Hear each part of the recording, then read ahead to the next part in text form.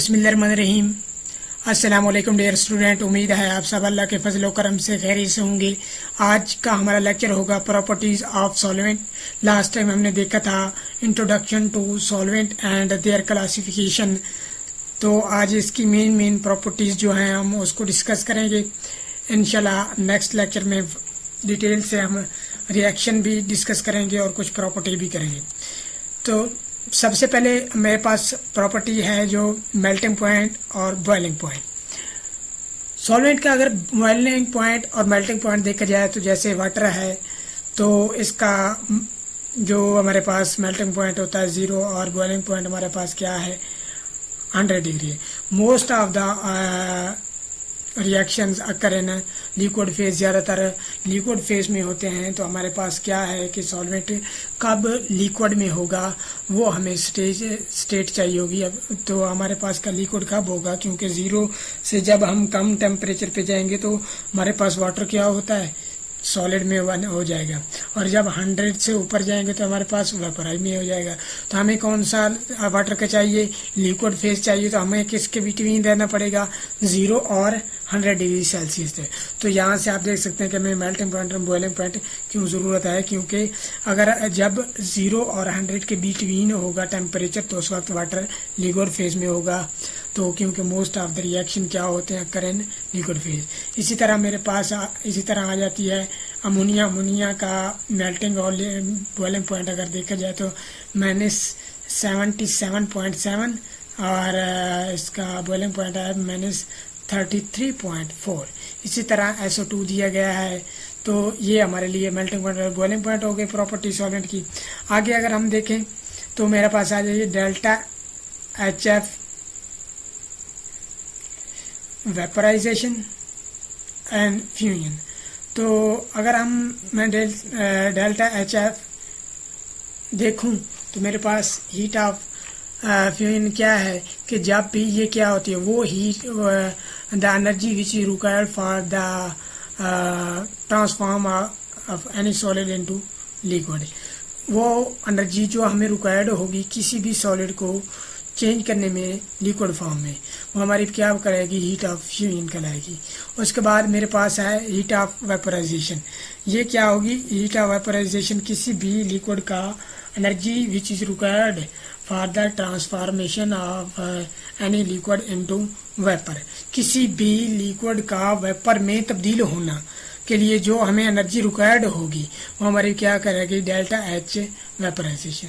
तो delta H vaporisation और temperature boiling point ये हमारे पास क्या टर्नटेंट कांस्टेंट कहलाता है। तो अगर हम देखें तो नॉर्मल लिक्विड जो होते हैं नॉर्मल लिक्विड उनकी जो ये कांस्टेंट है टर्नटेंट कांस्टेंट ये होता है 19 किलो जॉल पर मोल। 19 किलो जॉल पर मोल।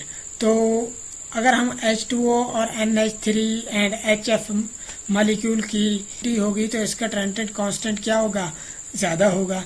जब ये 90 से ज़्यादा होगा तो हमारे पास ये क्या कहलाएंगे पोलर सॉल्वेंट कहलाएंगे। तो पोलर सॉल्वेंट यहाँ पे इनकी अगर आप देखें तो मेरे पास ये H2O की हीट ऑफ फ्यूजन भी दी गई है और वेपराइजेशन भी दी गई है 6.02 है इसकी और 14.65 और अमोनिया की आप देख सकते हैं 5.65 और 23.34। इनकी ज़्यादातर है क्योंकि इनके अगर देखें अमोनिया और वाटर का हम देखें तो हमारे पास तकरीबन मतलब अगर देखें तो दोनों पोलर हैं। इसी तरह SO2 की देखें उसकी हमारे पास क्या है 7.14 और 24.93 इसकी आ रही है। तो ये वेपराइजेशन जितनी ज़्यादा कांस्टेंट टर्नटेंट कांस्टेंट होता जाएगा उतनी ज़्यादा पोलैरिटी आई, उतनी ज़्यादा स्ट्रॉन्ग फोर्सेस बिटवीन होंगी। जितनी delta H fuse delta S जो फ्यूजन एनर्जी है जितनी ज़्यादा होगी, इसका मतलब ये होगा कि उनके इंटरमॉलिक्यूलर फोर्सेस उतनी ज़्यादा ही स्ट्रांग हैं। तो जितनी ज़्यादा टर्टेंट कांस्टेंट होगा उतना ज़्यादा ये आयनिक कंपाउंड के लिए ज़्यादा फेवरेबल होगा, उतने ज़्यादा आयनिक कंपाउंड डिसॉल्व होंगे इनमें जितनी इनकी वैल्यू टर्टेंट कांस्टेंट की ज़्यादा होगी, क्योंकि जितनी हीट ऑफ वेपोराइजेशन ज़्यादा होगी इसका मतलब है उनके दरमियान इंटरमॉलिक्यूलर फोर्सेस बहुत ज़्यादा हैं। तो जितनी ये ज़्यादा होगी उतना उसका मतलब है इसकी पोलैरिटी ज़्यादा है। तो हम जानते हैं like dissolve like, polar polar में होता है और नॉन पोलर नॉन पोलर में होता है। तो इसकी पोलैरिटी के बढ़ने के साथ साथ आयनिक कंपाउंड का इसमें डिसॉल्व होने की कितनी और ज़्यादा पावर बढ़ जाएगी और ज़्यादा डिसॉल्व होगी जितना इसका ये कांस्टेंट ज़्यादा होगा। तो आगे चलते हैं। हमारे पास अगर हम देखें तो तीसरी हमारे पाई प्रॉपर्टी आ जाती है डाई इलेक्ट्रिक कांस्टेंट है। हमारे पास डाईपोल मोमेंट होता है डाई इलेक्ट्रिक कांस्टेंट, या आप कह सकते हैं परमिटिविटी, रिलेटिव परमिटिविटी। अच्छा, अगर देखें तो डिसॉल्व, क्योंकि हमें पता है कि पोलर पोलर में डिसॉल्व होता है और नॉन पोलर नॉन पोलर में होता है, like dissolve like.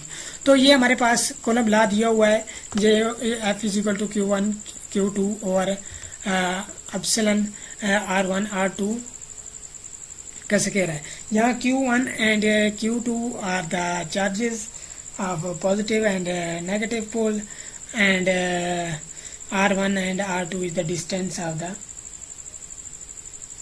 These charges. तो हमारे पास यहाँ से अगर हम देखें H2O की डाई इलेक्ट्रिक अगर हम कांस्टेंट देखें तो वो 78.5 होता है, कितने 25 डिग्री सेल्सियस पे। और अमोनिया अगर देखें तो ये हमारे पास 22 होता है 0.00। तो इसका टेम्परेचर किस टेम्परेचर पे -33.5 पे। तो SO2 की नीचे दी गई है इसी तरह 17.3 die electric constant.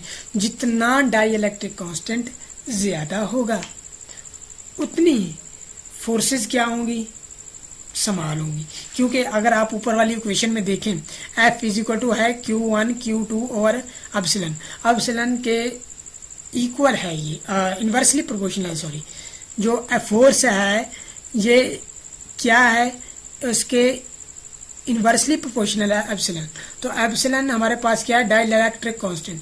Dielectric constant जितना ज़्यादा होगा उतनी हमारे पास फोर्स क्या होगी, हमारे पास समान होगी। तो हमारे पास फोर्सेस जितनी समान होगी एनर्जी उतनी ही हमें कम रिक्वायर्ड होगी उनको ब्रेक करने के लिए। तो डिसॉल्व आयनिक कंपाउंड को डिसॉल्व कराने के लिए इजीली होगा। तो अगर हम देखें तो मेरे पास क्या आ जाता है HF और H2O की डाई इलेक्ट्रिक कांस्टेंट बहुत ज़्यादा होता है। तो ये बेस्ट सॉल्वेंट है। तो जितना डाई इलेक्ट्रिक कांस्टेंट ज़्यादा होगा उतनी फोर्सेस समान होंगी और एनर्जी उतनी लो होगी, तो आयनिक कंपाउंड उतनी ही ज़्यादा इजीली सॉल्युबल हो जाएंगे। तो HF की और H2O की अगर हम देखें तो दोनों के डाई इलेक्ट्रिक कांस्टेंट हाई होता है। हाई डाई इलेक्ट्रिक कांस्टेंट होने की वजह से ये बेस्ट सॉल्वेंट है फॉर आयनिक कंपाउंड। और दूसरी जानब अगर हम देखें लिक्विड अमोनिया है जो कि नॉन एक्वस सॉल्वेंट है हमारे पास, और SO2 लिक्विड, तो इसका जो डाई इलेक्ट्रिक कांस्टेंट है वो हमारे पास लो होता है। जब ये लो होगा तो इसमें आयनिक कंपाउंड के लिए ये इतना बेस्ट नहीं है। और ख़ास तौर पे मल्टी चार्ज आयन जो होंगे वो इनमें इनसॉल्युबल हो जाएंगे, हत्ता कि जैसे कि हमारे पास कार्बोनेट, सल्फेट, फॉस्फेट वगैरह हैं, ये इनसॉल्युबल होंगे इनमें। तो हमने अभी देखा कि जितना डाई इलेक्ट्रिक कांस्टेंट ज़्यादा होगा उतना ही सॉल्वेंट फेवरेबल होगा किसके लिए, आयनिक कंपाउंड के लिए। तो इसकी चौथी प्रॉपर्टी हम देखें तो हमारे पास आ जाता है डाईपोल मोमेंट। अब देखें जितनी डाईपोल, अगर हम डाईपोल मोमेंट की बात करें, जितनी पोलैरिटी ज़्यादा होगी, जितने पोलैरिटी ज़्यादा होगी उतनी बिटवीन द चार्जेस सेपरेशन क्या होगी, उतनी सेपरेशन ऑफ चार्जेस ज़्यादा होगी। जितनी सेपरेशन ऑफ चार्जेस ज़्यादा होगी, क्योंकि डाइपोल मोमेंट किसके डायरेक्टली प्रोपोर्शनल होता है, डिस्टेंस के, सेपरेशन के, तो उतना ही ज़्यादा डाइपोल मोमेंट होगा। और जितना ज़्यादा डाइपोल मोमेंट होगा, जैसे कि H2O आप देख सकते हैं 1.85 है, तो NH3 1.47 है, SO2 है, तो ये ज़्यादा फेवरेबल होगा किसके लिए, आयनिक सॉल्वेंट के लिए, क्योंकि इसकी पोलैरिटी ज़्यादा होगी तो डाइपोल मोमेंट ज़्यादा होगा। आगे चलते हैं, हमारे पास आ जाती है विस्कोसिटी। विस्कोसिटी क्या है, ये फ्लो के जो रेजिस्टेंस पैदा होती है उसको हम विस्कोसिटी कहते हैं, फ्लूइड की सरफेस के साथ। जैसा कि हमारे पास H2O है, CCl4 है, इनकी विस्कोसिटी क्या होती है, लो होती है। और अगर आप देखें शहद है हमारे पास हनी, तो इसकी विस्कोसिटी बहुत ज़्यादा होती है। तो अगर देखें तो जितनी ज़्यादा विस्कोसिटी होगी उतना हमारे लिए प्रेसिपिटेशन, क्रिस्टलाइजेशन, फिल्ट्रेशन, ये जो ऑपरेशन है उतने ही ज़्यादा डिफ़िकल्ट होते जाएंगे। जितनी हमारे पास विस्कोसिटी कम होगी, जैसे कि H2 है, CaCl4 है, इनकी विस्कोसिटी कम है, तो इनके लिए प्रेसिपिटाइजेशन, क्रिस्टलाइजेशन, फिल्ट्रेशन, ये सारे ऑपरेशन क्या होंगे, ईजिली होंगे। तो इसमें अगर हम देखें H2O की अगर हम देखें तो 1 है, NH3 की देखें तो उससे कम है, SO2 की 0.0, ये डिब्बे में दी हुई है, सॉरी आगे मैंने यूनिट में लिखा तो इसका यूनिट डिब्बे में दी हुआ। तो ये हमारे पास थी विस्कोसिटी। विस्कोसिटी को हमने देखा 5, आगे 6 अगर हमारा देखें तो हमारे पास 6 आ रही है प्रोटॉन एफिनिटी। ये सिर्फ प्रोटेक सॉल्वेंट के लिए होगी, प्रोटोनिक सॉल्वेंट जिनमें प्रोटॉन का कंसेप्ट था। अब देखें, क्योंकि अमोनिया का प्रोटॉन एफिनिटी क्या है, ज़्यादा है एज कम्पेयर टू H2O, जैसा कि मतलब ये मोर बेसिक होगा एज कम्पेयर टू वाटर के। अगर मैं देखूं 165 किलो जॉल पर मोल इसके लिए प्रोटॉन एफिनिटी है, ग्रेटर देन है वाटर से। वाटर की कितनी है, 760 किलो जॉल पर मोल प्रोटॉन एफिनिटी है, तो उससे ये ज़्यादा है। तो एसिटामाइड अगर हम देखें CH3CONH2, तो मेरे पास ये देखें जब इसे मैं वाटर के साथ कराऊंगा तो इसकी वाटर से, जब वाटर के साथ कराऊंगा तो ये क्या करता है, यहाँ से इलेक्ट्रॉन एक्सेप्ट करेगा और हमारे पास क्या करे, as a weakly base treat करेगा और ये हमारे पास आयन बन जाएंगे। तो जब हम इसे अमोनिया के साथ कराते हैं तो आप देख सकते हैं इसका इफेक्ट क्या होगा। जब इसी एसिटामाइड को जब हम अमोनिया के साथ कराएंगे तो अमोनिया क्या है, उसकी प्रोटॉन एफिनिटी ज़्यादा है, तो वो क्या करेगा, इससे एक प्रोटॉन एक्सेप्ट करेगा और क्या बना देगा, अमोनियम आयन बना देगा। तो ये आप देख सकते हैं दोनों का इफेक्ट हमने देखा कि हमारे पास प्रोटॉन एफिनिटी क्या इफेक्ट होता है सॉल्वेंट की बेस पे। तो सॉल्वेंट का जिसकी प्रोटॉन एफिनिटी कम थी, अब यहाँ क्या है, अब यहाँ एसिटामाइड अमोनिया के केस में एसिडिक के तौर पे बिहेव कर रहा है, एसिड के तौर पे। तो ये थी हमारी फिजिकल प्रॉपर्टी ऑफ सॉल्वेंट।